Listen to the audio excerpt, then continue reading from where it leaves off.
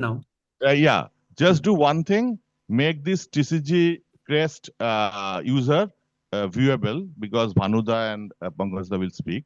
So along with Professor, we can see. Yeah, just do one thing. Make this TCG Crest user viewable, because Bhanuda and Pankajda will speak. So along with Professor, we can see. Yeah, just do one thing. Make this TCG Crest.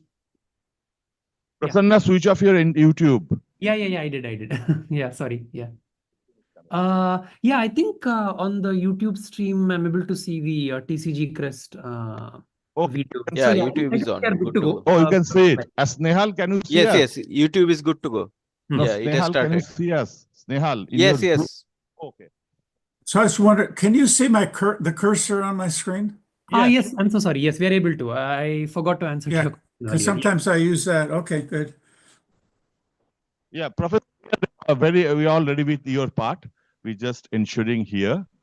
Just give us a second. Sure.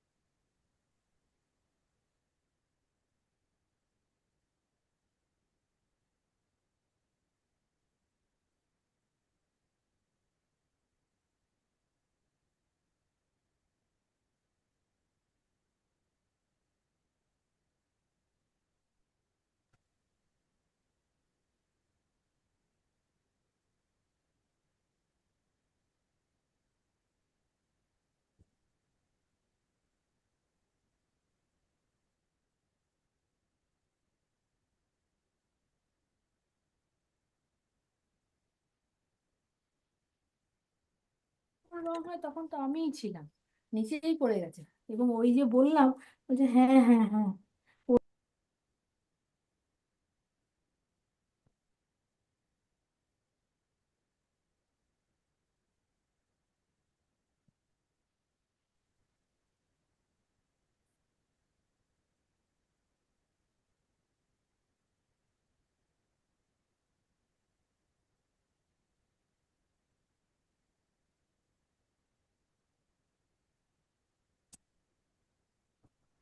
Good morning, good evening, and good afternoon, depending on your time zone. Secure Center for Quantum Engineering Research and Education is one of the centers of TCG Crest. The center is dedicated to research and education in the frontier areas of quantum science and technology. The major areas of research at Secure are quantum computing, both theory and experiment, quantum sensing and metrology, both theory and experiment, quantum communication, quantum foundation, and various other aspects of quantum information. The center has an active PhD program.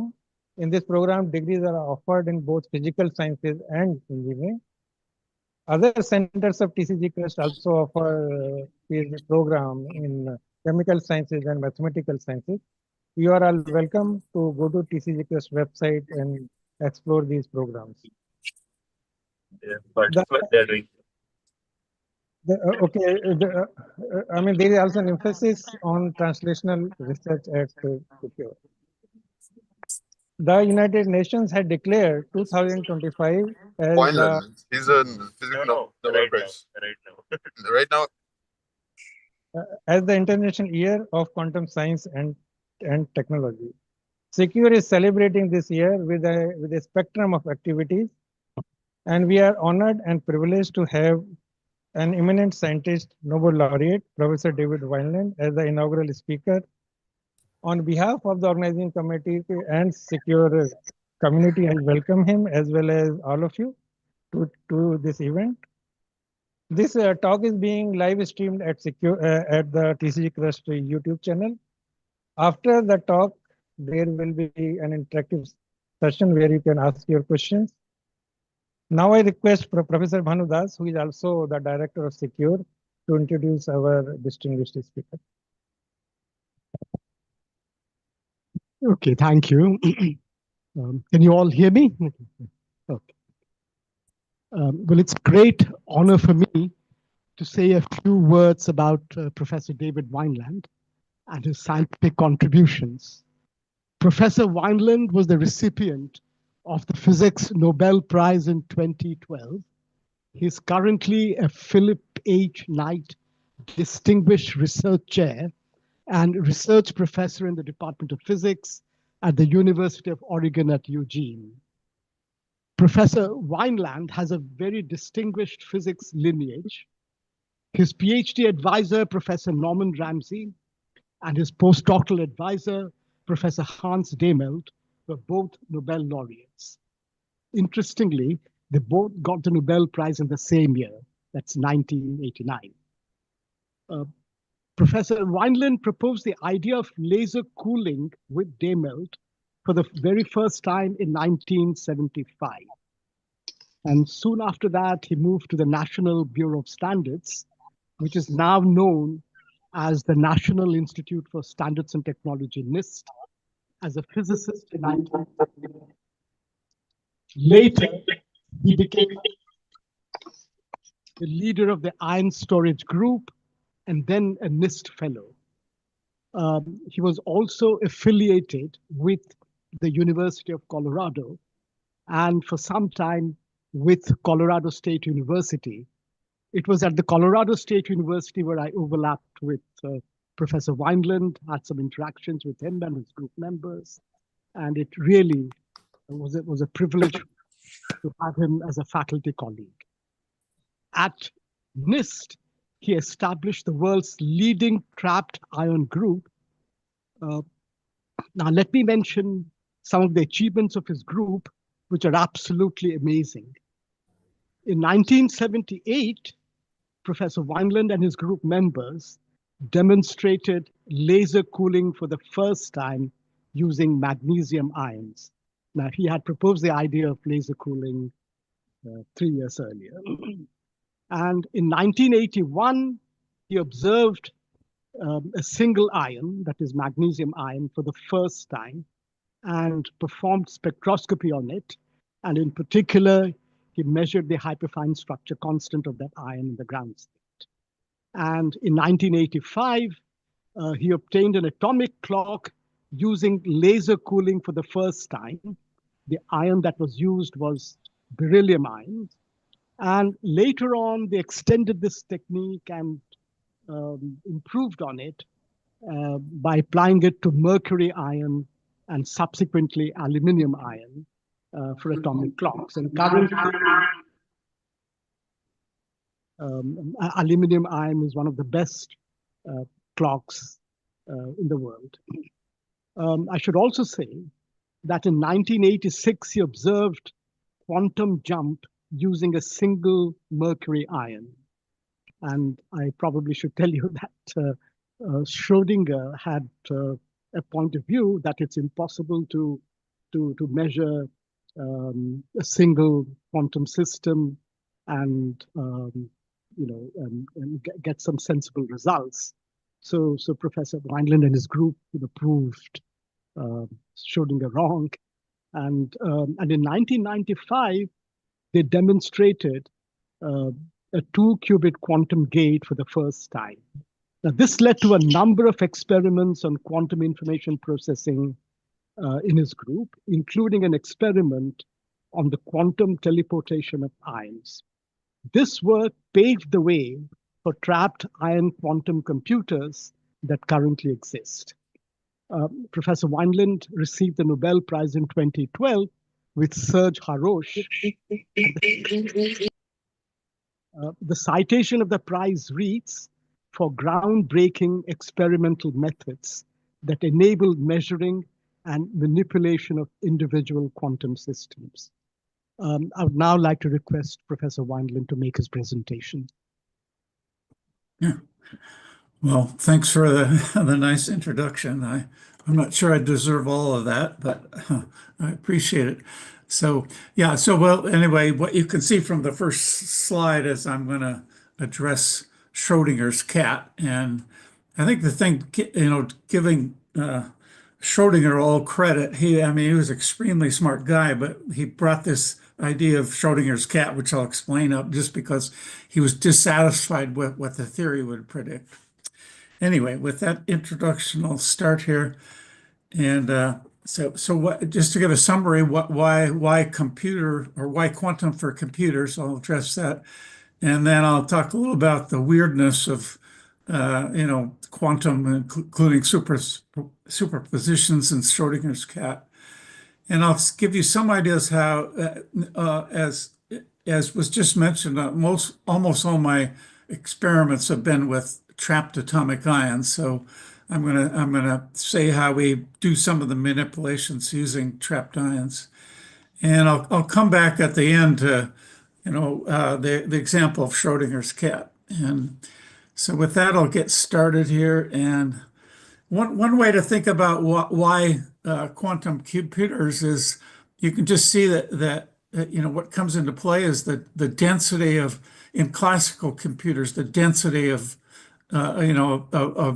bits and gates becomes increasingly, the density comes increasingly larger, and eventually, so this graph here is called Moore's law, and of course it's not a law, but it's a trend that you can see in the, with these various processors, that it's going up exponentially, the number of transistors on a processor. That was the measure.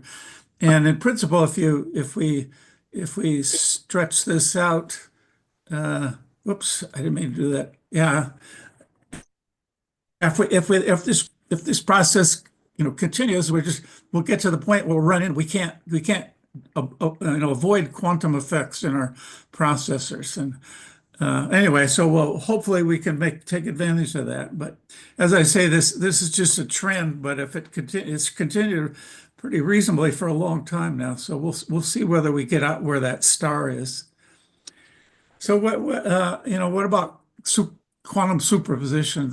And I like this analog given by this fellow down at the bottom of my view graph. And what I liked about this is I think it gives all the ideas of superposition. So in this picture you see the box up here, and for me, I think most of us at some instance of time, I'll see this face here be in the foreground. Whoops. And at other times I'll see the other face be in the foreground, this one here. And so in some sense, it has both properties at once. So there's an ambiguity. So as I say, you can tend to see two different views of this figure in the upper right.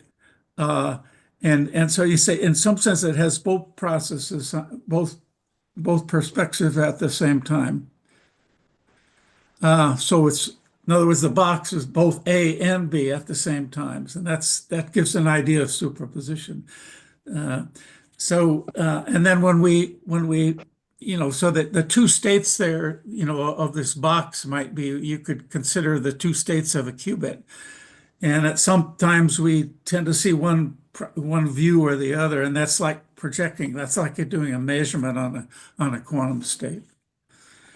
So anyway, a lot of things I can't explain about the quantum computer ideas, but I'll give you some of the basic ideas. And so, yeah, just to compare with a classical bit. So a classical computer uses bits 0 and 1, and a quantum bit, of course, can be a superposition of the two states 0 and 1.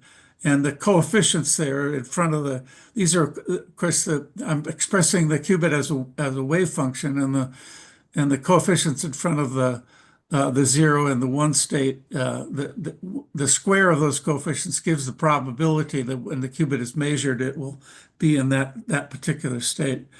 So, and one thing interesting about the quantum system as computers is consider the scaling. So So for example, a 3-bit register can have 8 possible states. And a quantum register can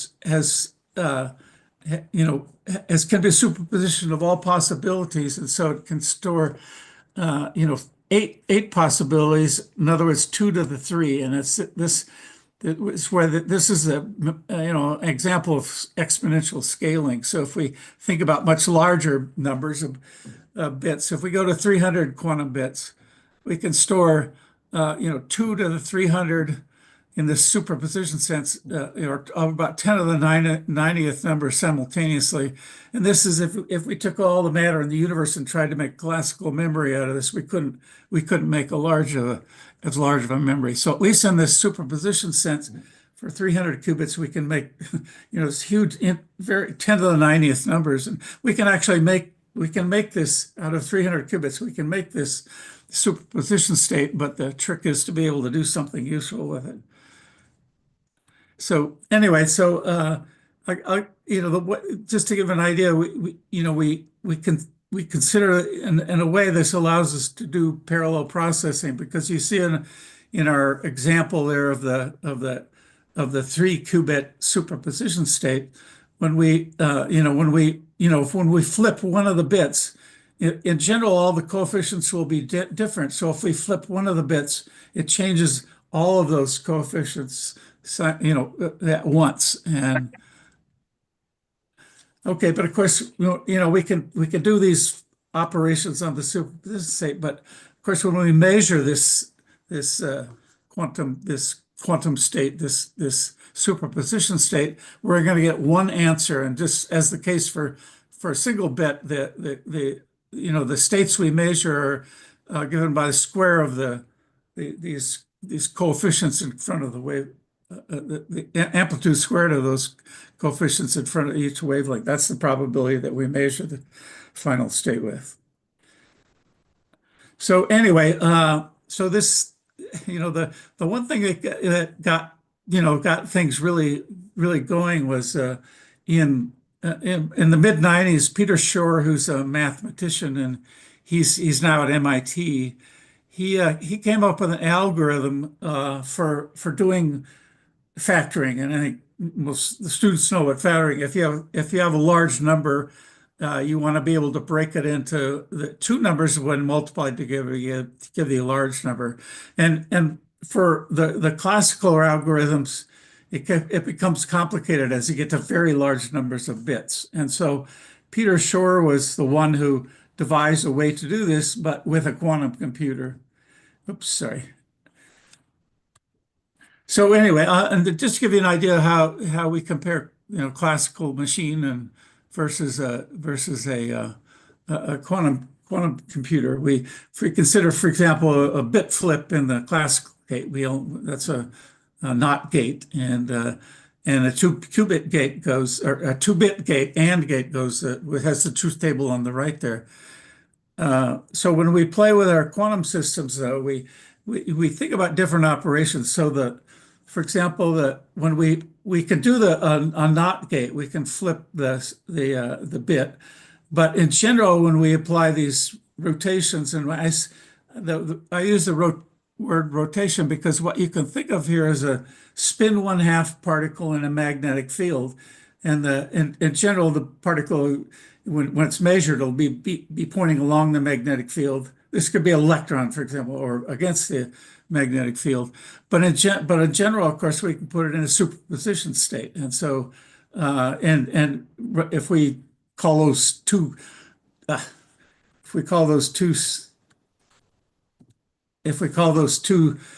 states, spins, or you can just label them 0 and 1s, which is more conventional. But anyways, but when we apply an operation, it's like taking this spin 1/2 particle, and we're able to rotate it at any angle. So in other words, it's not a discrete operation. We can put it anywhere on this so-called block sphere.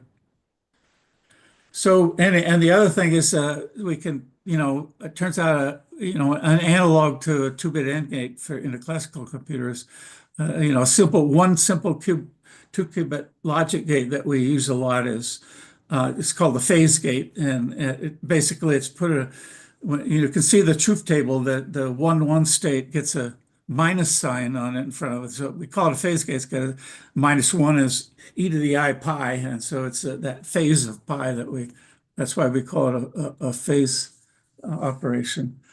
So anyway, but of course, if we apply these gates to the simple simple rotation and then we apply this operator, the 2-qubit logic gate, we end up with a state like this. It puts a minus sign in front of this coefficient, and this state is now, and we call it entangled because we can no longer write the 2-qubit state as a product of the two separate states at once. Whereas, whereas for the initial state, we could do that. Here we could write it as a product of the 2-qubit states. But now that we've done this operation, the qubits are entangled. We can't talk about a single. I'm really having trouble here. Okay. Okay.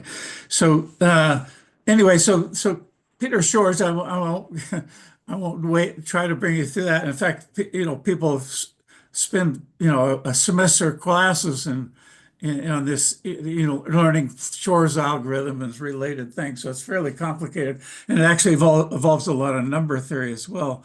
But I'll try to give you the basic idea. So for this factoring machine, and I also, as I say on the top of the slides, the reason I got so much attention because the security of the most common encryption scheme, RSA, named after the authors that invented it. Anyway, it's the most common scheme for encryption, but it would be compromised if you could factorize the very large numbers that it's based on.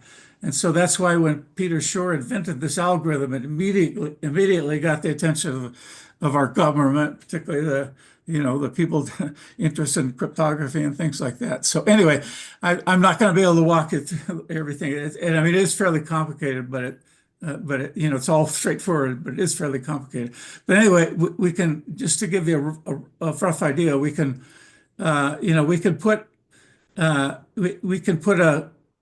start with it's just a sum of these could be zeros and ones, but now we're thinking of quantum bits, and then we're going to do a series of 2-qubit gates on the system, and I'll say a little bit about those, and then finally, which will cause entanglement, and finally we'll measure the states at the output, and when we measure those states, you can plug that number into a classical algorithm, which gives you the factors. So anyway, but to give you an idea of how good we have to be, if we want to factorize a 150-digit decimal number, which is probably not even, it's too small for cryptographers these days, but anyway, that would take 10 to the 9th operations like we're talking about here. And as you'll see, the operations are very fragile, so we're not anywhere near being able to do this. But anyway, now we come to Schrodinger's cat, and I think to Schrodinger's credit, I mean, he basically he took what he knew about quantum mechanics, and he said, he extrapolated it to large systems, and the reason it bothered him because he expressed it in terms of this problem. Then in principle, with the quantum system could be in a what he called the Schrodinger cat state, and so the idea there is that we have an entangled state. It's say in his example is a single radioactive particle, which is when it's not decayed, the cat is alive, but if it decays and it releases it's a mechanism that opens poison and kills the cat. And so, as he argued at the time, the only thing quantum mechanics can tell you is that after one half-life of the of the radioactive particle, the cat is neither dead or alive. It's in a superposition state correlated with the state of the radioactive particle. And this is a reasonable assumption. And there's a lot of practical reasons why you can't do this. But anyway, so this bothered Schrodinger all through his career. And he one way out of it for him was he said, well, we never experiment with just one electron atom or small molecule. And thought experiments, we sometimes assume we do, and this invariably leads to ridiculous consequences, meaning his cat. But of course, these days, these thought experiments are our world, and we can start playing with these large and larger systems. But we do need very precise control of our quantum bits and isolation from environmental perturbations and things like that. So, example of the things that I've been interested in, we can make entangled atomic clock states. I won't talk anything about that today, but I'll take more about just the kind of simple baby steps we're taking towards quantum computers. And there's many people and groups involved worldwide. I think my host mentioned that we do our experiments to trapped atomic ions, and if you just consider that one possible implementation, there's about 100 groups around the world working on trapped ions to do the elements. Maybe they're not going to make a quantum computer, but they're working on the logic gates and things like that. So it's just a huge industry. And of course, there's many other implementations. Josephson junctions are probably, that's where the biggest effort is put into using Josephson junction qubits. Anyway, so just backing up a little bit. Peter Shor, of course, came up with his algorithm around 1994, and I actually was one of the organizers for the international meeting on a conference on atomic physics that was held in Boulder, and we heard about Peter Shor's algorithm, and we knew one of our colleagues who's more a person more tuned into quantum communication, Arthur Eckert. He came to our meeting and explained it to us and explained the basic ideas. And anyway, at this meeting were two of our trapped ions favorite theorists, Ignacio Serac and Peter Zoller.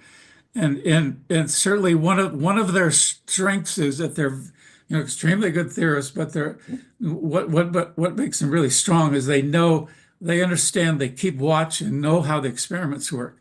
So what was interesting was after they heard this talk, they hadn't heard any talk on quantum computing before Arthur Eckert gave his talk at this meeting.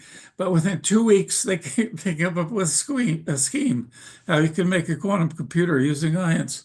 And I'll give you the idea. Their ideas basically sound, there's problems with it, but I'll give you the basic idea here. So their idea was, let's say we'll just consider 5 qubits, and this is an electrode structure which allows us to trap our ions, and basically you can think of it as a harmonic well, and in 3 dimensions. And the well the wells that are normal to this axis are very strong, so the ions all want to line up along a line, and you can think of the external well for these 5 ions along the axis being just a parabola, second order confinement potential, harmonic oscillator potential, and so anyway, their idea of how you could do quantum gates between quantum bits is the following: as they said, okay, well, first we're going to have our ions in this trap, but they're at room temperature, so we have to first assume that we can cool them down far enough so that they actually reach the. Sorry, now how do I get? No. Sorry about this. Now I'm really stuck. Okay, wait a minute. I'll go up here.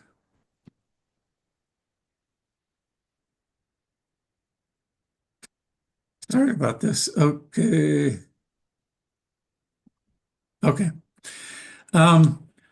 So anyway, the idea of the experiment, how you could do gates, just to give you the high points here is that first, we'll assume we can freeze out the motion of the ions in our trap. So basically, that we put them in the quantum mechanical ground state of these harmonic oscillator modes. And so the first step in their scheme is you cool the ions down so that they're in the absolute ground state of motion.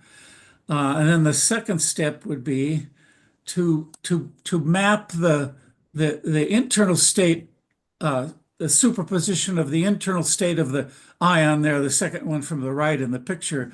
We can map that onto a superposition of the ground and first excited state of motion. And in fact, whoops, we can actually do that. Let's see. Okay, we could do that, so that basically means that we've mapped the superposition state of the ion that I've focused on there.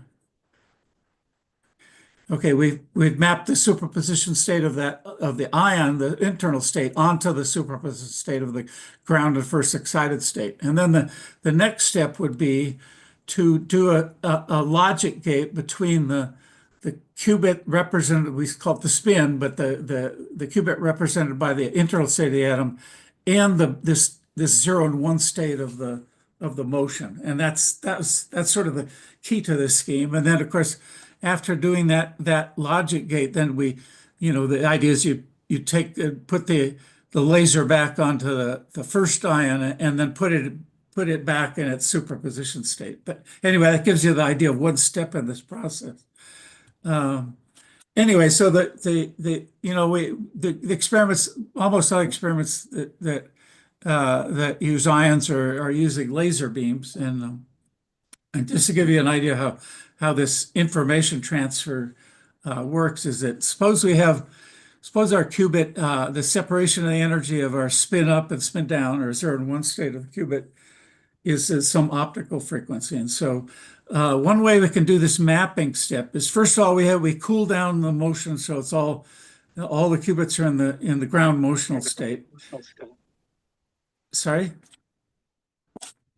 And then so the first step in the mapping process was to map the superposition state of this first ion into the motional state. And the way we do that is we take a laser beam and we can actually put it, so we map this state down into the 0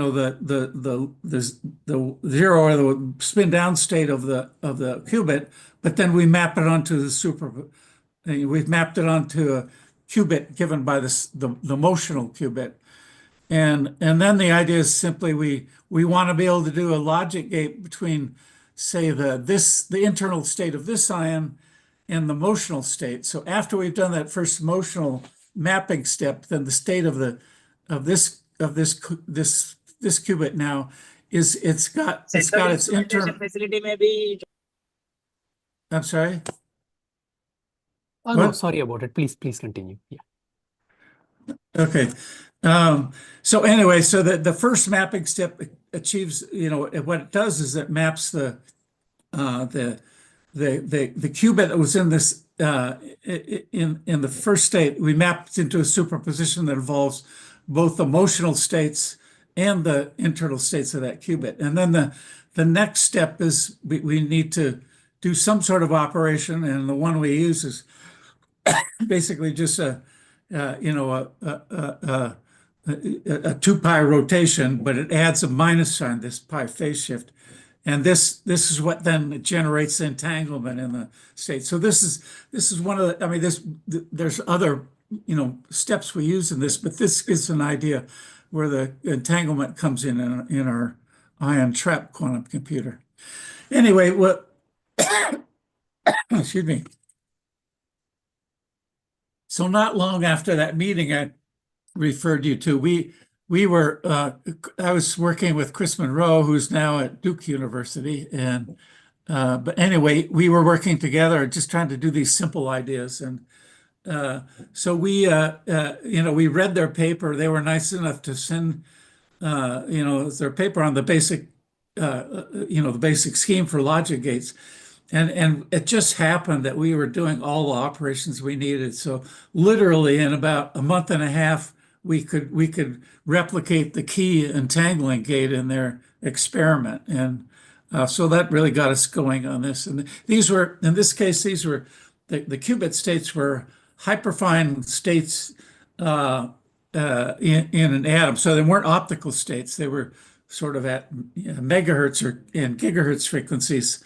But the ideas are exactly the same as for the optical qubits. And only difference is in order to drive the optical transitions, we didn't use lasers. Well, we did use lasers, but they were driving stimulated Raman transitions, coherent stimulated Raman transitions between the two hyperfine states. Okay, and actually we just did this first initial tangling gate, and we went on to other things, but the complete gate, as Sirach and Solar was finally done by Rainer Blotz's group at Innsbruck, and Rainer was Rainer was Peter Solar's. They were both at the same place, and so anyway, so they did the complete gate as it was. But it turned out that as time went on, it turned out to be more efficient gates. And I'll give you an idea. This you'll have to take a little bit on faith here, but the basic idea is that we're going to use stimulated Raman transitions again. That's what these blue arrows recognize. But basically, for two ions, we can basically we can drive two transitions at the same time. So I saw if the two qubits are in the spin down state, then we map through the two different superpositions of the qubits, but by changing the motion quantum numbers by one. And I won't go through the whole process of this, but basically using these two different pathways, using stimulated Raman transitions, we could realize this logic gate, and basically, sorry. And basically, we could describe the logic gate in terms of spin interactions. So basically, what this operation here does is it realizes this spin operator that I've written there. Okay, let's see. Okay. Oh yeah, and anyway, there was a nice paper on. By Jared Wilburn and his colleagues, where they talked about doing it for trapped ions. So it was nice, it was nice for us to get a hold of that paper. Anyway, so just to give you an idea, these phase gates are. So suppose we have what I'm writing here is a single mode of operation, and we'll go into position momentum space for that single oscillation. Could be one of the modes of many, out of many in the trap, but we can isolate the modes spectrally. So what we do is, if we view this motion state in a rotating frame, then normally in the lab frame, the X and P are switching positions, but if we go in the rotating frame of the motion, the state that represents the motion and is static. And then so what we can do, it turns out we can do for small displacements in phase space that are on top of that is in the rotating frame, we can make additional displacements in phase space. And it turns out the basic idea of this gate is that it turns out you can show for a motion quantum state in phase space, if you go into the rotating frame, when you do a closed loop and bring the quantum state back on itself, it turns out the state picks up a phase, and we know how to control that. And so anyway, the basic idea, we could make this this phase gate that I've drawn down below here, and it turns out I'm sorry about this. Anyway, it turns out that the system is a lot more robust using stimulated Raman transitions and the gates that I've described. So this has become pretty much the standard gate in a lot of experiments now. Let's see, where did I? No. Oh yeah. Okay, so I'm gonna say a little bit. Yeah, I'm gonna say a little bit about how the gate works. So we basically take two laser beams and we cross them, and if we cross at the position of the ions, if the frequencies of the two laser beams are the same, then basically we generate an intensity standing wave pattern. And that it turns out that the force on the ion it results from Stark shifts in the atoms, from the lasers, and the lasers, then it's the gradients of those energy Stark shifts that give rise to a force, and that's what gives the force, which allows us to drive the motion of the gates. And so, if the frequencies are the same for the two laser beams, this intensity gradient, this Stark shift force gradient is fixed. But if we make the frequencies be different, yeah, I'll get there. Yeah, okay, so here we go. If we make the frequencies be different, then this force gradient, the force is washed by the atom here, and basically in phase space, then this Stark shift gradient force in the rotating frame, it causes the wave function that describes the motion in terms of a circular orbit. And of course, we stop it after it's made a closed orbit, and it turns out the phase shift we pick up then is proportional to the phase, that's surrounded in this positional momentum space. Okay. Well, anyway, you have to sit down with. Well, I don't expect you to understand all of that, but that's the basic idea. Is we use a laser. We use Stark shift forces from lasers to move the ions around to make this gate. And so, for example, one thing we can do is we can apply this to different modes. And for example, if we apply it so that the forces are equal and opposite, that'll only excite this stretch. We call it stretch mode, where they're operating in opposition. And on the other hand, for the center mass mode, there's no displacement, and so we basically get our gate. The sets of operations described by these four different lines here, that represents the logic gate that we want to get. Now, it turns out we can make these fairly high efficiency. I mean, we can make them with about 3 nines of efficiency, or even more these days. But anyway, that gives us this phase gate that we want. It gives the Hamiltonian for that is given by this term here. But this basic idea is we're picking up. This is the truth table for that logic gate. And for anions, well, we can think of this as sigma z type operation, but works the same for anions. Whoops.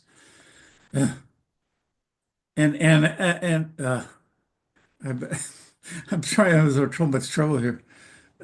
Anyway, but it works for anions as well. I won't try to get too tricky here. Okay, anyway, for anions, it doesn't just give sigma z, it gets jz squared type interaction.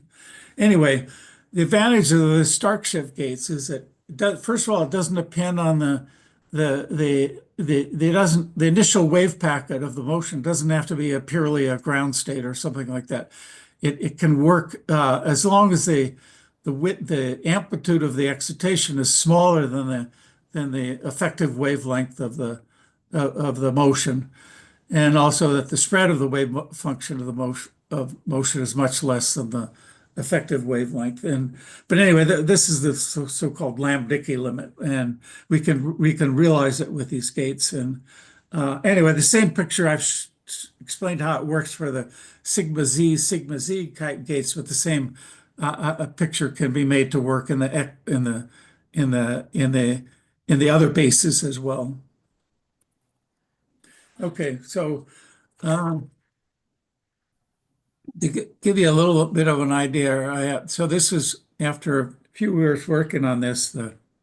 We can do this gate with two optical qubits, and there's groups that have done that. I list the first two groups on the top here. They use the optical frequencies rather than microwave frequencies, RF frequencies like we use.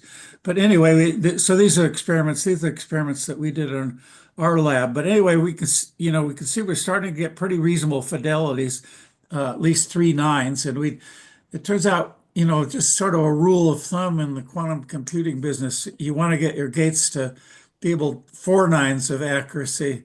So we're not there yet, but I think we're getting there. Let's see.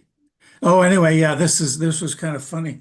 So our paper was published with a group from Oxford University, and we published it. We agreed to publish our papers at the same time, just so we weren't competing. And we had very similar results. But what was nice is usually in physical review letters, the authors will sometimes pick out some particular paper and just try to give you a simple description. Anyway, what was nice about them is they gave they gave us a fidelity that was about 2 orders of magnitude than we had really established, but we thank them for that, but we're still not at the fidelities they said we were doing there.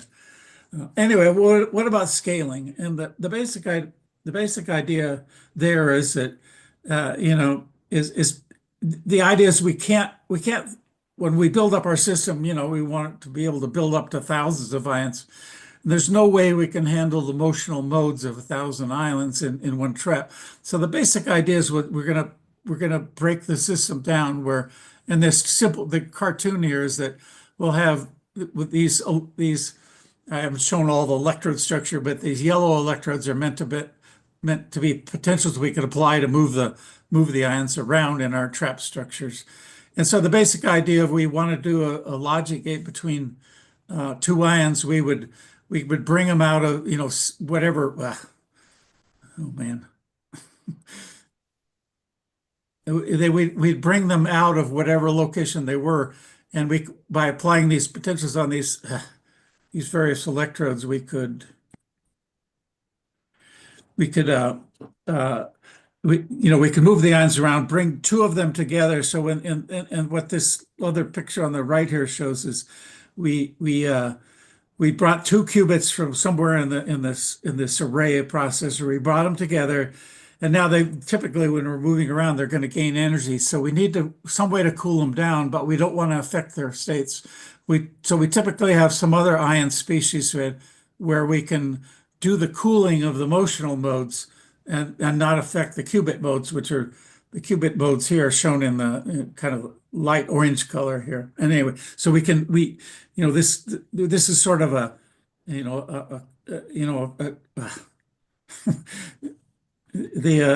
cooling beam, the cooling ion is just sort of tagging along there, but it doesn't have to interfere with the gate operation. So anyway, we started playing games, building up these traps for handle different numbers of ions, and this was one of our first attempts. All this this shows the electrode structure for just 2 zones, and we could, pardon me, 3 zones. So there would be one each next to the skinny electrode, and then one between the fat electrodes. And we sandwich these electrodes together so it makes this 3D trap that basically mimics the simple trap that I showed before. So anyway, we made some 2-layer versions of this geometry, and we were able to show that they work pretty well. Anyway, just to give it and a little bit, the trapology has involved and such. I showed how we try to mimic these 3-dimensional structures, but it turns out that this would be the 4. this would be the four rods looking down the axis of the trap on the left, and it creates the quadrupole potential in the radial direction. So anyway, but it turns out that to get the same potential, we can distort the. Oh man, I'm not doing very good here. We can distort the electrodes into a plane, and we can make a planar structure, which then mimics the field that we want along the axis. It turns out this, with we borrow, plating techniques from the electronic engineers, and they can do this surface plating very well. And so the traps can be very complicated using this different geometry, which basically just mimics the four rod structure that we started with. Anyway, this just shows it. I'm sorry. I'm sorry. No, sorry. Please continue. I think these are some of the people in the audience who forgot to go on mute. So yeah, please continue. Sorry. Okay. So anyway, this just shows some examples of the traps that we made. And this was, for example, the structure here was, the trap is right there, the little dot in the middle there. But anyway, we could, sorry. We could mimic what I showed you before. And anyway, this was gold on quartz that we made this trap of. And then there's some more fancier ones. We got carried away. One of our postdocs got carried away, and he made this 150 zone structure, and all the ideas were right, but there was some problems. So we could only trap ions at a few places here. But basically, this is what people are doing now, is making these very complicated structures. This in this picture here, what you're seeing, we call it a racetrack for kind of obvious reasons. But each one of these little tiny squares here is a region of the trap.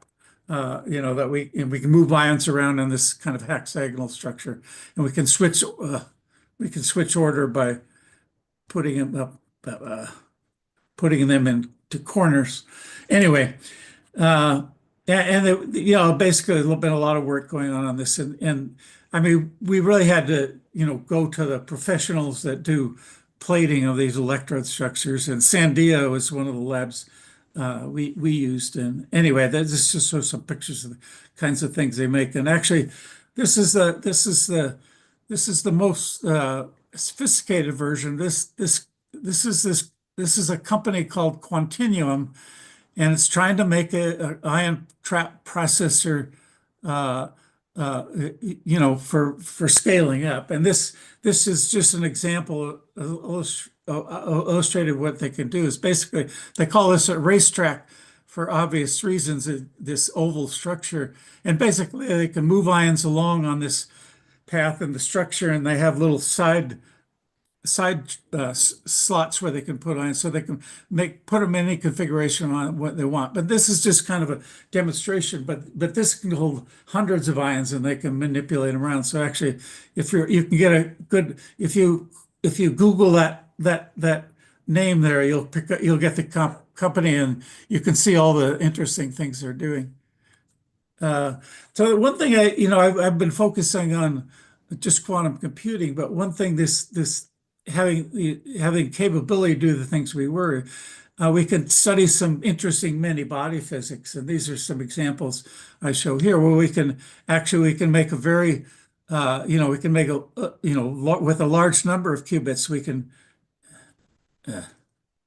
we can make fairly complicated states. And one example system that ion trappers have gone for is to investigate this transverse icing model, and it's a model that comes up in solid state physics. And anyway, the people I show here on the graph have done a lot in that direction. John Bollinger was from our group at NIST in Boulder, and Chris Monroe did that work when he was in University of Maryland. But anyway, this is a big business right now. There are a lot of people trying to do these simulation experiments.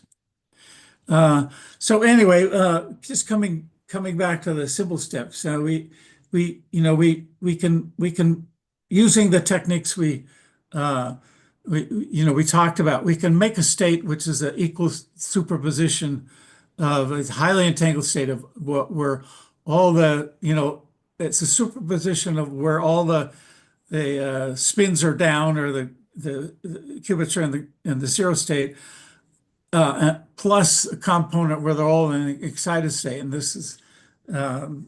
and so the interesting thing about this particular state, which we can actually do now, is that we could think about separating this first ion off and putting it over here on the left. We can move it over here in this left trap, and then we could. I'm really sorry here.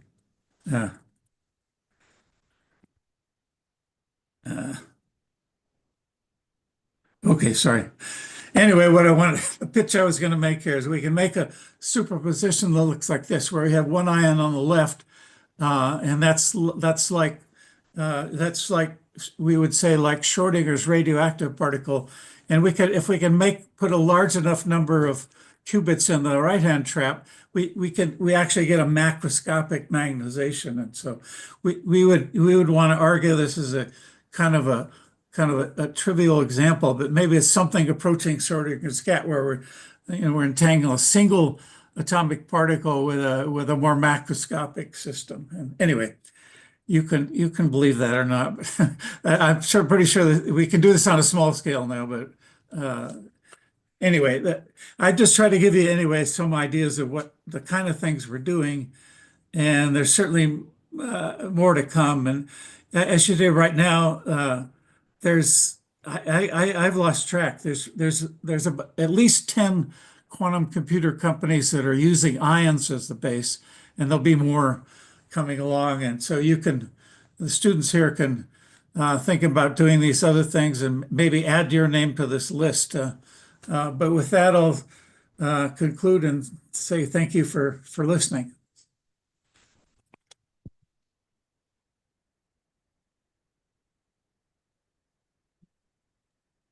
Let us thank Professor Wineland for very illuminating and educative talk. Floor is now open for question. May I ask a question? Sure. This is Bhupan Dev. Hello? Yes. Yes, go ahead. Okay. Very nice talk, Professor Wineland. So for scaling up trapped ion quantum computer, where is the main hindrance? Is that in the motional control, or? Yeah, right. I would say that's right. Yes, getting the motion under control. But as I said, that one company I mentioned, Continuum, they're already working with 50 qubits or something like. So I think that will come. But it'll take a while, but I think it will come. So I don't think there's any fundamental limits there, but it's going to be the size of the system. How will we control the larger systems? But there doesn't seem to be any fundamental reason we can't do the kind of things we're talking about there. I mean, yeah, anybody's guess. I'm not sure I'd invest in any quantum computer companies now, but it's pretty risky. And I mean, we have all the other systems where, certainly Josephson junction qubits there's a big industry with those.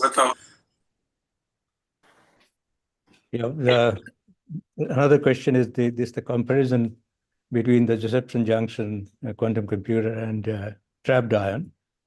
I mean, they're trying to approach their best, but one is, of course, the gate timing is much better for Josephson junctions, and that means superconducting qubit compared to trapped ion. On the other hand, the coherence time is much longer for trapped ion. So what is the present level of comparison of these two? Well, yeah, I think your estimation is as good as mine. I don't know. It's not clear. I think that there's still both the ions in Joseph junction, and there's other systems as well that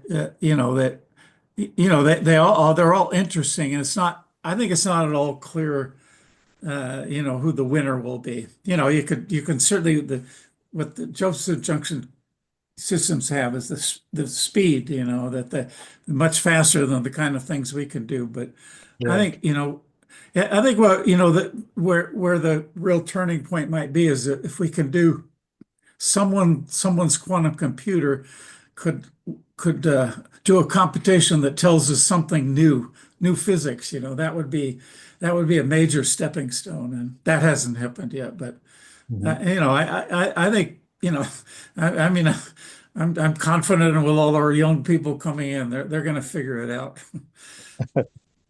Yes. All right. Thank you. Thank you very much.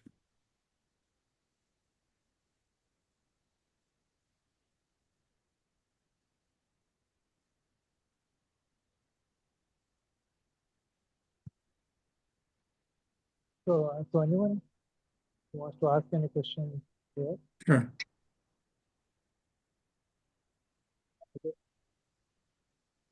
Is there anybody online who wishes to ask a question? Hello, Professor Orpita here. So can we guess the timeline about fault tolerant quantum computer? Can you tell us the timeline when we may get fault tolerant quantum computer? If I could, I'd probably be a real rich investor, but no, I don't think there's any obvious choices here. That's the honest truth. I mean, I think what you see is that even just with the trapped ion quantum Yeah. computers, that it's not clear at all that they're going to be the winner, but there's hundreds of millions of dollars going into supporting these efforts. So we'll see. Yes. Thank you, Professor. Thank you. I have a question about that. Hello. Yes. How can we scale trap ion quantum computers to accommodate hundred of thousands of qubits while maintaining coherent and high fidelity on that? Can you explain about that? Well, I think that, the idea, I showed the simple idea that we started with that, you're going to have to move ions around. I think, there are ways to connect them optically, but I think that's too, at least I personally don't think that, that's the way to go. So I think the idea of moving the qubits around is actually valid, and that will continue to be improved. But we're certainly not there yet. But if I had to guess on a way that ion trap computers will work, it'll involve moving in these large trap arrays, moving the ions around. Oh, thank you. I am from Pakistan. Thank you. My name is Asad Raza. Thank you, sir. Thank you. Oh, you're welcome. Yeah, sure. So, can I ask one question? Sure. I'm Oishik Kacharia. So it's very stupid. So when you are talking about this Raman two-photon transitions, so I believe that the intensity levels between two sidebands or the laser frequencies has to be maintained very precisely. So how do you experimentally maintain the intensity levels very precisely in order to minimize the stark shifts?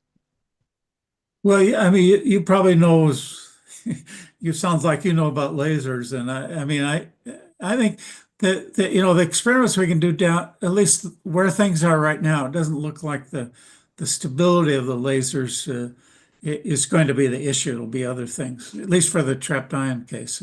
It'll be how will we control their positions and things like that.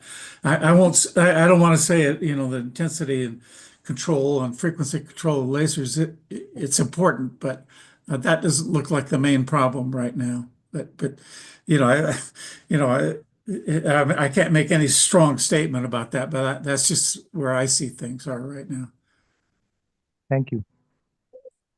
Good morning, Professor. Can you hear me? Hello? Yes. Yes, Professor. So thank you for your amazing talk. I was just wondering with the surface traps, So as we scale with the number of ions, I read a lot about the heating issue that causes instability in surface traps Sure. as we try to scale ion traps. So what is your comments on that, sir? Well, I mean, yes, the heating is always a problem, and I think I explained. I have a feeling the kind of thing we were doing, where you're going to have some cooling ions, is going to be necessary. To have just to cool out the motion. But I think so far it hasn't really been. It's not the limiting. It's not limiting things going ahead right now. It may eventually be the limit, but and again, it's just more of a hunch on my part. I don't think that's going to be the limit. I think we're going to be able to control the motion better and better, so that's not the limit. Sure, sir. Thank you. Yeah. Hello, can you hear me? Yes. Yeah, I myself Arun Pati from TCG Crest. Yeah, so I want to ask the following question that I have seen some groups are trying to create entanglement between microscopic and say macroscopic living system. So is there any possibility or any hint you can suggest that one can try to entangle like ion and some living object like bacteria or virus, so that if you don't have a Schrodinger cat, you might have a Schrodinger virus, something like that. So do you have any idea on that? Well, I'm sorry, I didn't understand. Just restate what you think. No, is it possible to create entanglement between ion and some living object? It is not completely macroscopic, but like say living bacteria or virus. Well, I mean, I think the problem is that if we're talking about quantum objects here, and for a bacteria, I mean, there's just so many modes, modes that you have to worry about. I mean, I think that's a long, just because of that, I think it's a long way out. You have to, there's so many modes involved in a more macroscopic particle like a bacteria that I think that's a long way, I think it's a long way away. Mm. Okay, thank you. Yeah. So just an extension of that. Do you have to consider all the vibrational modes in the bacteria in that case? Yes, we do. In fact, I mean, first of all, we still consider this idea of bringing small groups together, but we have to control certainly the modes that we use to make the logic gates. We have to freeze them out. We have to cool them to the ground state. And so that's an issue. That remains to be an issue. But I think as we scale up, we don't necessarily, think about scaling up the number we do in each quantum, register. We just, we bring them into a register where there's small numbers and which we should be able to control. And then we send them out elsewhere to be entangled with other ions. So, I mean, yeah, Can I ask one question? Sure. This is Tanmay Basu from TCG Crest. Yeah, so the question is, when we talk about ion trap-based or trapped ion quantum computing, we always think about the ion crystal, one-dimensional ion crystal. So my question is there any other way to look at the other dimension? For example, if we are thinking about the lateral dimension, is it possible also to have entanglement in the longitudinal direction also? Yes, sure, certainly. I mean, and some of these, I mean, some of these, what the companies are doing, they're not doing simple linear geometries, and like the things that I described about. So, I mean, it complicates the problems, but I think there's a lot of room for improvement there. So we'll see. Okay, thank you.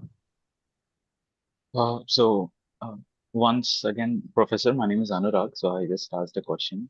So I Uh-huh. was wondering, in addition to what Arun sir has pointed out, there are some works coming out on ion and photon entanglements. And what is your comment on that? Does that enable any kind of a interface between quantum computing and quantum communication? Is it still there, or are we? Yeah, I think so. Actually, I mean, there certainly are, I mean, people entangling, distant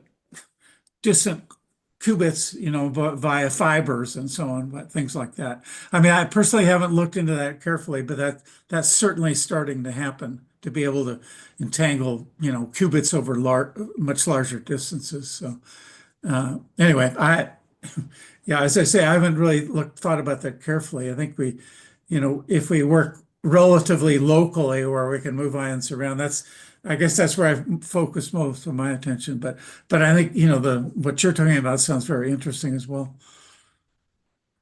Hi, Professor Wineland. I'm Shivdas Roy from TSG Crest. So I had a question. Like, there was the point when quantum features like entanglement superposition were looked at as you know, problems for Moore's law to continue forever, right? That's when people suggested, why don't we exploit you know, entanglement and superposition to come up with something like a quantum computer that we know today. So today, yeah. I'm sorry, I just didn't understand the last part of what you were saying there. So Professor Feynman had actually suggested that why don't we exploit the weird quantum features like superposition entanglement to actually build say that again. Why don't we exploit what? Sorry. Exploit superposition and entanglement, because they were looked at as bugs at one point, right? When we couldn't actually carry on with Moore's law forever, because quantum effects would actually come into effect when you actually miniaturize all the transistors. So today, the biggest problem with quantum computers or scaling up quantum computers is noise, isn't it? Whichever platform we think of. So there are many theorists, like including myself, who are actually exploring about how we can actually exploit noise rather than avoid it. So saying exploiting noise, is that what you're saying? Yes. Okay. Exploiting noise in a way that it can be actually used as a feature rather than a bug. So like there are many theories exploring this, like myself, I am also doing it. So experimentally, are there people, or like, are you also exploring a possibility of exploiting noise in a certain manner rather than avoiding it altogether? I mean, to me and most of my friends, noise is a bad word. I mean, it's to me. No, I'm being kind of silly here, but the problem is that if noise enters the system, it's, you know, it's uncontrolled, and you can't, you know, right. Yeah, I think you're in trouble. It's going to cause decoherence, and so whatever whatever, you know, perturbing interactions you have, you know, you can live with it if they're coherent, but if they're random, I think that spells trouble. At least I don't see any way around using noise to help in because you know, basically all the operations we're talking about are coherent quantum operations, and you know, noise will affect them. Yeah. I'm sorry. Sorry, there was somebody unmuted actually. So yeah. So there was some noise actually. No, the question that I was trying to ask is, like, for example, theoretically, we have seen that it's possible for mixed entangled states or mixed correlated states, quantum states, to be more non-classical than pure quantum states.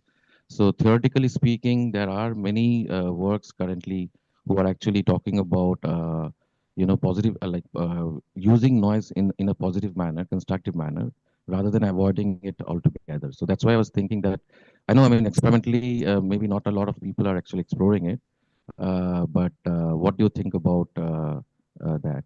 What are your thoughts? As I say, to me, when I think of noise, I think that's bad, but I'm not going to be able to maybe respond very well to your question. But actually, if you wouldn't mind sending me a couple of papers that gives the idea, I'd appreciate that. Sure. Thank you, Professor White. Sure. Are there any more questions online or offline?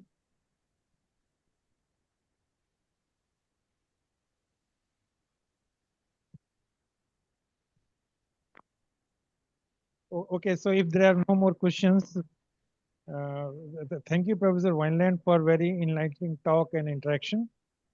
Now I think it appears that you know, timeline for a useful quantum computer is still very uncertain. So So I think this is time for us to conclude. So I think I would like to thank on behalf of the organizing committee, our TCG Center Director, Mr. Sopan Bhattacharya, as well as our Secure Director, Professor Bhanu Das, for their support, and Mr. Ayanshu Banerjee and his team for technical support, Mr. Suprakash Das and his team for administrative support, and Secure Organizing team for micro arrangements. So thank you all. And Yeah, no, I think it went very. Only problem was my fingers were obviously are having trouble with the keys, but I do want to say, I want to, wish good luck to all the students out there, because you're the future, not me. So, if you find this interesting, I think the quantum computing is gonna be around for a while. So, anyway, thanks for listening. Yeah.